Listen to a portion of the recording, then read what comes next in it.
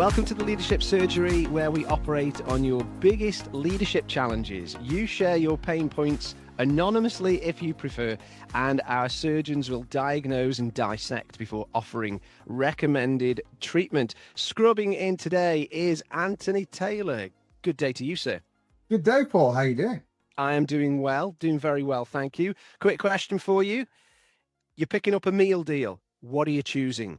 That is sandwich, snack, and drink. Actually, it's not just sandwich anymore, because you could choose a pasta pot if you want. But what's in your meal deal, given the opportunity? What would you go for? Coronation chicken, can of Coke Zero, and if it's there, a fruit and nut bar. If it's not, about I'm leaving that establishment. Snickers or Bounty. Okay, right. Okay. Coronation chicken. Like Good it. choice. Interesting. Like it. Sally Bryce, hello. Hello. How Great are to we? see you. Yes, well, thank you. And you? Yeah, good. Sun is shining. We've got a heat wave coming this weekend. I don't know if that will land, with when we go out, but yeah, so feeling good. No, it won't. But anyway, what's in your meal deal? What are you going for? Oh, well, I'm following Annie. He sounds really healthy. So I love cheese. So if there's cheese and onion, I'm loving life. That's in my sandwich. I probably, if I was going with that with a sandwich, I'd definitely go with salt and vinegar crisp. But I have to have the ridge ones because I think there's more flavour in those than there is Okay. the others. Interesting. And Do I'm the going ridges catch the flavour? Is that the ridges catch the flavour, definitely. Okay.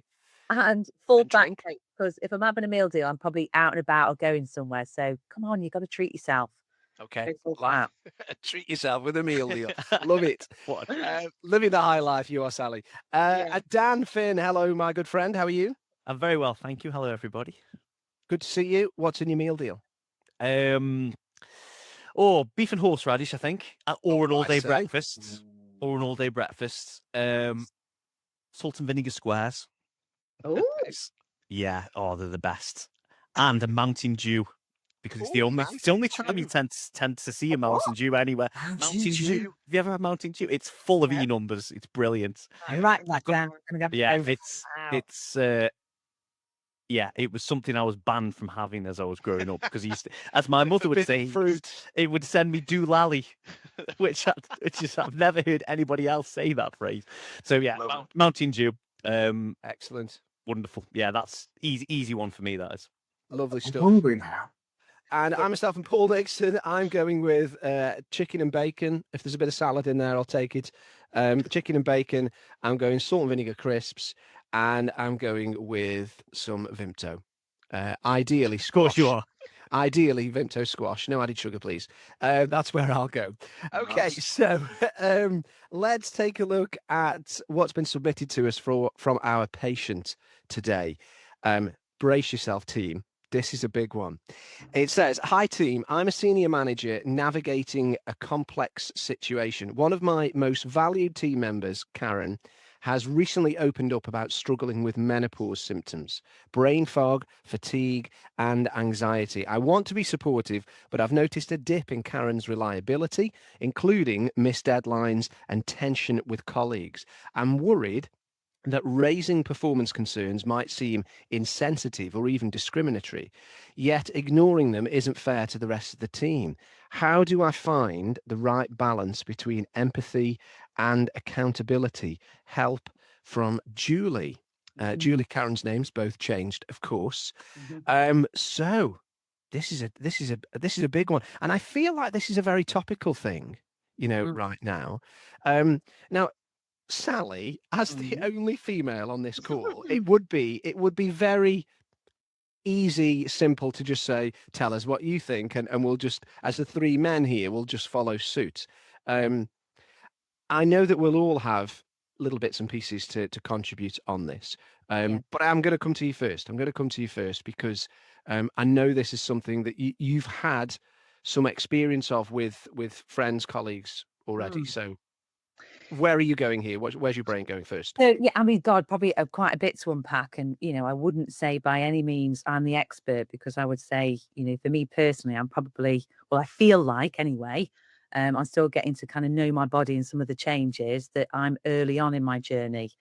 I think where I wanted to start, though, just from what you shared, which I think is a really important point, is to give Julie some credit, because I think you said in your kind of opening piece that she's already opened up a little bit about what's going on. And I think, you know, we need to give credit to the amount of time it takes to build up relationships. That kind of psychological safety doesn't just happen overnight. Sometimes that can take weeks, months, or years to kind of genuinely connect with your team. And I think it's a powerful reminder that we need to make investments in relationships, not just results. You know, and I think with the day-to-day, with everything that's going on, you know, it can be easy to slip into task mode. You know, what's the deadline? You know, what's the next update or whatever it might be. Yeah. But that strength of human connection is really important. So, you know, what we're doing today, just think about this as you're listening to the podcast. What are you doing today to help your future team, yourself as a leader? What are you paying attention to?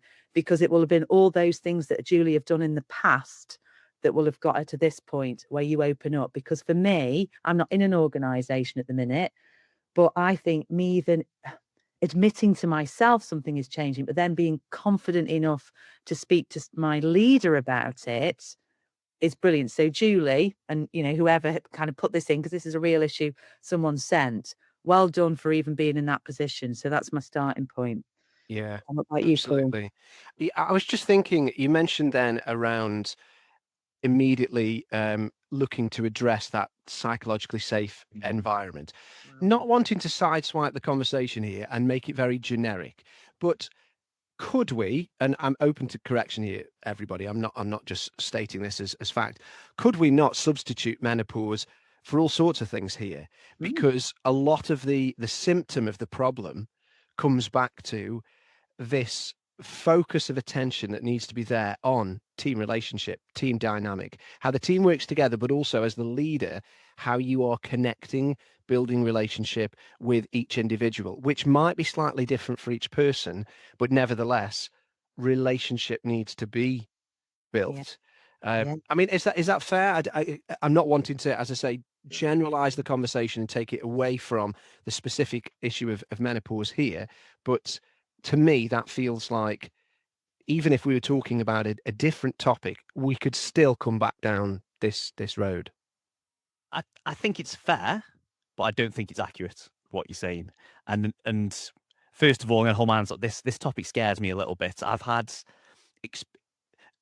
when I say scares me, it's because of almost the taboo that's attached to it about talking about these things, and it scares me that I'm going to do something wrong as a leader, that I'm going to offend, I'm going to upset, I'm not going to follow the right processes. And that's probably what I mean to your point, Paul, is yes, probably we should be treating it the same as other issues which people have in your team, whether this be mental health or disability or neurodiversity or whatever this may be. But there's a taboo attached to it still, I believe, about talking about it. And if we go back 15, 20 years, it's the same stigma that was attached to mental health. And I feel like when we talk about mental health, we're in a position now as a world, as a culture, where it's good to talk about these things. And I don't think talking about menopause has made that shift, and that's what makes me feel uncomfortable about it. So I think what you're saying is right. From it should be fair. We should think about building this psychologically safe environment with our team so that they can talk to us openly about it. But I don't think this topic has shifted with other similar topics. Yeah, if that makes sense. It does. I think that's a really good point. I think it's a good point. It's my commit this from a point of view of I've got my wife starting to go through it, and we've had quite a few conversations about it, and we work now as a team together. So understanding that it is changing, is having an impact on that. I have seen a difference in her energy levels, in her brain fog, in even anxiety. She's talked openly about those. So I think coming back to the issue on the table, it is a challenge, and every woman, I think I'm right saying this, will experience menopause slightly differently. It is such a very individualistic thing. So I think it's about having that compassion, going back to the psychological safety. I've almost going back to something we talked about in the previous episode about what do you need from me as a manager? There are still going to be things that need to be delivered. But at this point, I think Julie needs to think about, well, asking Karen that, what does Karen need from me? How can we maybe flex and bend to help her? Do you know what? Listening to you, and I think, Dan, specifically, you said, I'm scared. I think, if I was speaking to somebody, I'd feel scared about talking about it. And I think if you just admitted that, if you said something like, look, Sally, I'm feeling quite scared about this conversation. I don't fully understand what this must be like for you, but I want to. And I want to try and figure it out with you, but I would go, I'm a bit scared as well. And I think that vulnerability for hosts of you is okay. Don't try and pretend, and be real. And if you don't know and don't understand, say that, because you'll probably make the other person feel better. Does that help, Dan? Yeah, and it was an approach. I had a member of my team who was going through a very similar scenario a few years ago now. And that's the approach I took. I was like, you're going to have to talk to me about this, because I'm in the dark. I don't know how you feel. I don't know what you're going through. So you need to keep close to me and talk to me. But luckily, back to the point you raised at the beginning, Sally, this relationships not always results.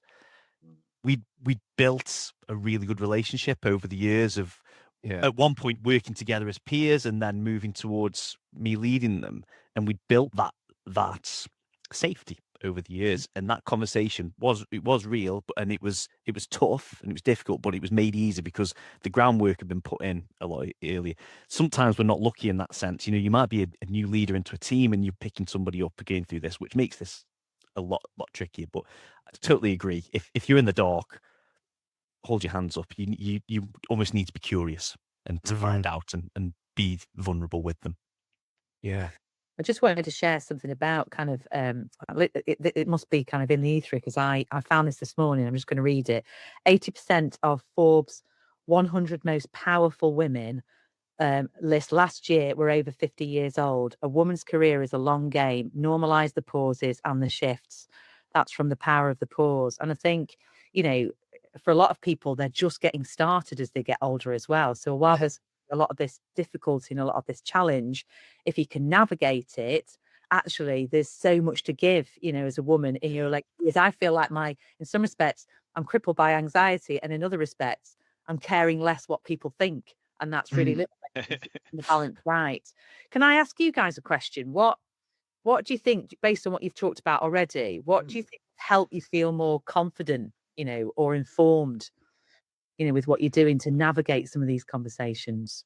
For me, it would be just listening and learning from somebody's experience, which often, when I don't know about something, which is a lot of the time, that tends to be my go-to. I want to understand and explore it with them. And so I would want to get permission to do that, and then to ask questions. And the more that I learn, the more confident I feel in either navigating it or just understanding it quite simply. So the curiosity would be really, really key for me. And as I'm putting myself in Julie's shoes here, reading her situation, I'm thinking, I think that's what I'd be recommending first and foremost, although it sounds like she's already on that road anyway, because Karen's opened up something to her. But yeah, finding out more, learning, being curious would be key for me. Yeah, I think me too. I think you touched that word curious. For me, it's that curiosity, not being judgmental. I think it's very easy, man, to go, oh, well, it can't be that bad. Just, take some pills and get an HRT and you'll be fine. And actually, I think we do need to be a lot more mindful that there are changes going on, and that we don't know. So I'd certainly be looking to ask her view on it if she's willing to open up and share with us, but also maybe look at getting some formal other kind of awareness training into it, for everybody, for everyone in the team. And Dan talked about he's scared about it. Fear, I think it's rational, always comes from a lack of knowledge, doesn't it? So if we can destigmatize this within the team, much like mental health has been done, by then do that, and do that as quick as possible. Yeah. About you, Dan? Very similar. I think it's the curiosity, it's the wanting to learn more, to be more accepted, for us to be able to talk about these as male leaders as well. So sometimes there's this, I'm never going to experience this as a man, right? So how can I offer something to help them through this? And that's probably where I come from this. Yeah. And I think how you do offer support is everything we've just spoken about. It's listen, be curious, be there for them, acknowledge that this is a really tough time, and these side effect symptoms, if you like, and the brain fog and anxiety that comes with it. This isn't the person. This isn't them normally. Yeah. This is something that they're just going through, and you've got to help them through, because I suppose if you've got to think long term about this, and coming back to the question of performance, like long term, if you can support them through this and through this dip in performance, how much you're going to get out of this person later on. And I know I understand it's a long journey, but if you can be there for them through this journey, think of the stuff you'll get back from just valuing their commitment to the business at this point. But it's not, and to that point, Dan, it's not, and unless I've totally misunderstood with my very limited knowledge of menopause, it's not that somebody experiencing this is on some sort of permanent shutdown, brain fog, fatigue, 24/7 for a period of years. There will be times, plenty of times, when they are on their game and they're able to do things. And if you are supported through the difficulty, then in those punctuated moments as well, you're going to get the best there, right? And I think that's a really, really good point.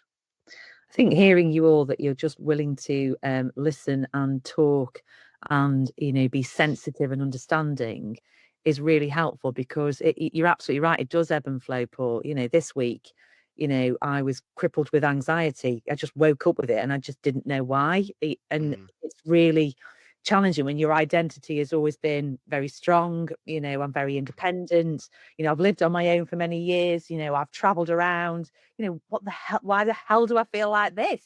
It's horrible, and you can't explain it. And I go to all the evidence. Sally, you've done this before. You know what you're doing. Come on, you're fine. I try and have a little pep talk with myself, but sometimes I just have to just let it almost pass. So I think feeling safe enough to talk about it and hearing you all, that the kind of environment you want to create is exactly what would help me to do that. I think the other side that we haven't touched on, the practical bit, you can co-create some of these reasonable adjustments together. So Catherine and Julie, maybe rather than having a discussion about her performance slipping, could talk about, what would be really helpful for you to be at your best right now. Yeah. Could we flex your hours? Yeah.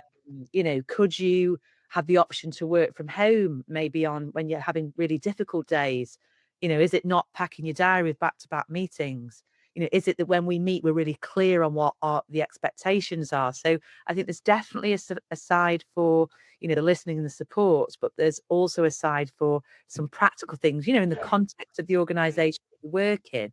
But again, it comes through talking that you can make those adjustments. And, again, I know today's conversation is about menopause, but lots of the things that we're talking about apply to lots of different situations.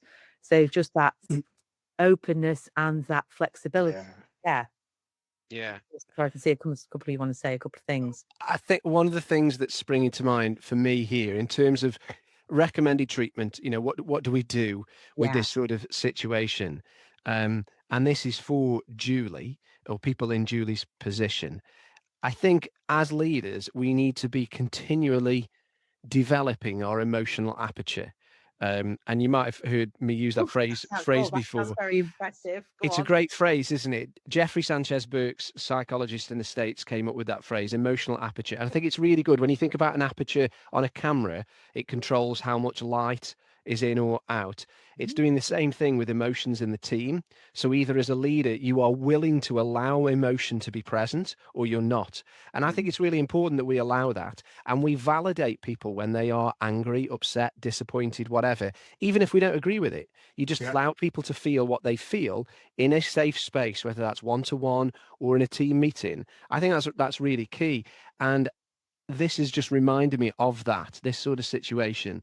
Developing that emotional aperture, being willing to allow people to feel what they feel, and it's just gently sort of nursing them and nurturing them in that environment so that they can say that really honestly and authentically. I think you're absolutely right, because you know, emotions are energy in motion. All human behavior is driven by emotions. Mm. And if we stifle those emotions, if we don't let people feel validated or let them sit with those emotions or whatever it is, they will pop up unhealthily in other ways, Yeah. manifesting in poor behavior, outbursts, whatever it might be. So yeah, I think you're absolutely right about opening that emotional aperture, as you talked about, Paul, is really important. Mm. Going to play devil's advocate a bit here.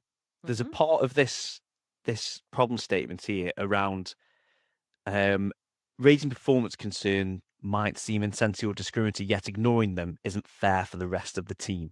Mm. So, as I think you've Mhm. touched on it a little bit with this emotional aperture, but if you've got quite a large team and they're noticing that Mm. Karen's performance is slipping, how would you tackle that? Particularly if Karen's not willing, but isn't ready to open up to the rest of the team about the struggles which she's going for. How do we manage that as leaders? Because I think that's a really big chunk of this scenario. And I know we were starting to wrap up on the bits we've already talked about, but I think it's important for us to discuss this bit as well. Yeah, and I think you're dead right, Dan. That's where we've got to start. Is Karen happy for others to know, to be in the loop on this, even with a limited amount of information? So if Karen is happy, to what extent is Karen happy to know, for the team to know about these sorts of things? That's definitely the first stepping stone, I think. Yeah. What do you think, Sal? Well, just something that's going through my head, because look, I think that's a really good point, and it's being careful about kind of what you share and kind of involving the broader team. I kind of went up a level. I wonder from a cultural perspective, because what might make it easier for Karen with Julie, but also for the broader team, is how much it's talked about in the organisation. So, do you talk about menopause in your leadership circles? Are there internal champions or peer groups? Is there clear guidance and training for managers? Because I think at a cultural level, if these things are talked about, then other people in the team might also be able to use their own kind of emotional intelligence, as I would call it, to spot and see some of these things. So the culture of the organization, how much it's broadly tackled, I think might help with some of that team perspective as well. Definitely. And that's removing that stigma again, isn't it? What we spoke about right at the beginning. I mean, and I think, try and think of it this way: if somebody in the team was pregnant, for example, and performance would drop because they're going through this amazing change in their body, and my wife's currently pregnant, so I'm seeing the sides of this. You would never challenge their performance. You would never challenge their performance on this, because you can. It's widely expected that women go through this change of childbirth as well, and bringing a child into the world. You would never question that. And I think menopause should be considered in the same way. You should never question it. Yeah. You know, we often joke that, oh, if someone's pregnant in the workplace, you can't touch them; they can get away with murder. And it is quite, it's a jokey way of doing it. But actually, the employment rules that protect them for that. So we should be kind of falling the same way with menopause as well, as my view.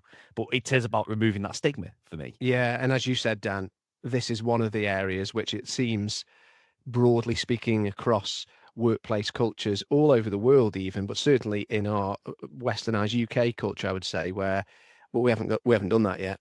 We haven't got that stigma removed. It's still there, isn't it? I certainly feel that way. Going back to what I said right at the beginning. One of the things that we often talk about on these podcasts is we come to a point where we'll say, what's the preventative care? Now it's a little it's a little tricky, isn't it, with this one, to say, just don't go through menopause. It make it easy for everyone, which is ludicrous, of course. I support that. I mean, but to that point, I think, there is no preventative care here, right? Other than to try and say, well, as a leader, I need to be conscious of not just with things around menopause, but if you take, as you said earlier, Dan, the issue of mental health, that impacts everybody all the time in all sorts of different ways. Therefore, even more should there be an onus on me as a leader to create this environment where people can be themselves, can be honest with me, even if they're not ready to share it with the whole team, to be honest with me. And I think circling back to that point around, how does this impact the team and what do we do with that? For me, that's part of conversation with Karen around how I'd ask Karen to be helping me to navigate a little bit about how much I can share or should share with the team to ensure that they are informed in an appropriate way that she's happy with, because it's a legitimate reason behind her struggle and the things that she's finding really hard at the moment, even if they seem simple to other people. So I think that's one of the things that I'd want to do. Yeah. Yeah, definitely. I think it goes back to asking that question. What do you need from me? What do you need from me as a leader? How do we navigate this? How do we help you navigate this? And also maybe having some of those perhaps uncomfortable conversations. Say, look, we are going to be supportive. We are going to make allowances. But at the end of the day, there is a line, isn't there? Menopause or not, if her performance gets really bad or her behaviors get really bad, what do we do if that's the case? It's having that upfront conversation where, you know, we are going to flex the lines, but at the end of the day, the business has still got to have people doing what it needs to be done, doesn't it? I'm not, you know, I don't think in this situation someone will go really bad, but it's, you know, where is that line? What do we do if this happens? Because I think sometimes a lot of leaders bury their head in the sand about, well, we'll cross that bridge if we come to it. Well, if you get to that bridge, sometimes it's a bit too late. So maybe having that conversation, what do you need from me? How do we support you through this? But also, what if things do get bad? Where do we go? Yeah, absolutely. So drawing to a bit of a close as we start to try and stitch up here with this patient situation. Not stitch her up. No, absolutely not. Sally, as someone who is a friend and someone that I respect immensely, how would you want this handled from your perspective? Because you're in a unique situation in comparison to Dan, Anthony, and myself to be able to speak on this sort of topic. How would you want this handled? What's your initial response to maybe summarize our conversation and to offer Julie some encouragement and thought? Yeah, thank you. And I think, you know, from what we said already, we've covered some great ground. And I go back to Julie, you know, you're doing a great job. The very fact that you have built a strong enough relationship that Karen feels able to talk to you is really important. That, you know, if you're in a position where you feel scared or don't know what to say, showing that vulnerability will help the other person. So being vulnerable is really key. I think on the expectations and the performance and the adjustments part, again, have these conversations early doors. So to Ant's point, you avoid getting to a position where, you know, performance has really slipped or things aren't where they want to be. Because I know as a strong working woman who wants to be credible and make a great contribution, I want someone to be really honest with me. So if something isn't working or a poor performance isn't where it needs to be, we need to have that conversation. But if I was Julie, rather than saying, here's where's your performance slipping, how can I help you do your best work right now, is probably a better way to phrase it. And also, you know, when do you work at your best? So just being sensitive, thinking about your questions, how you position it, but also, you know, treat me like Sally, you know, don't let me off the hook for stuff that you wouldn't normally, you know. I don't want to be treated differently as such, you know. I still want that because I don't want the team to think I've, you know, I'm not where I need to be. And the culture piece, I think that's so important that, you know, if we're going to really help the likes of Karen and Julie and Sally, making this a bigger conversation so everybody feels a bit more informed, a bit safer, a bit more knowledgeable, and that, you know, we lean into those conversations are the things that really help. And a couple of things, because again, I said, as I shared, I think I'm early on my journey, but Emma Neville on Instagram and Davina McCall are two real champions that I have been recommended by my friends, and I've started to look at material that is really helpful. So if anybody's going through this and, you know, is struggling to talk about it, or, you know, doesn't know where to turn next, hasn't maybe opened up, maybe those are a couple of references that might help you to get started. But yeah, I'm knowing we're all in this together, whether you're male or female, is hugely reassuring. I think that's perfect way to wrap up, Sally. I'm going to look at those people as well. Yeah. I'm going to look up Emma Neville and look at Davina McCall, because this isn't just about, I mean, I know Julie is a female that submitted this query, but actually any male leader could submit this query too, or anyone could submit this query and be feeling out of their depth. And so I think that's really helpful guidance on how we can explore it a bit more, and that goes for everybody regardless of gender. So yeah, thank you. I think that's really helpful. I think we're about there, calling time on our conversation.